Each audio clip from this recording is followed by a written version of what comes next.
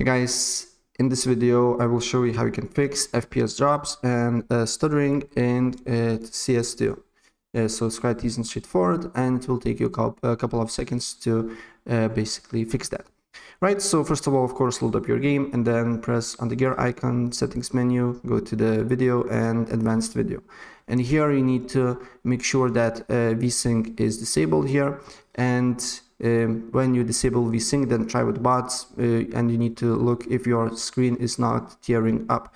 And if your screen is not tearing up, you're good to go. You can have the option, but if your screen is tearing up, then you need to make sure that it's enabled. So you just need to test it out. And then you need to make sure that multi-sampling anti-aliasing mode is CMAA2. And then you need to scroll down until you see NVIDIA Reflex Low Latency and make sure that this option is enabled.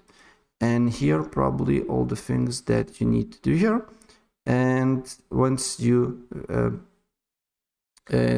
basically edit these options, then you need to go to video, then make sure that display mode is not on windowed or windowed full screen. Make sure that it's on full screen, because if it's not, it will not allow you basically modify FPS or refresh rate.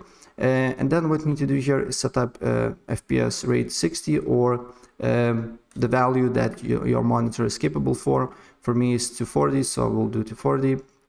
And nevertheless, you just need to test it out. You can make it to 60 and look how game performs, and then you need to just look for the monitor value, and that should do it. Then apply the changes here, and it should work for you.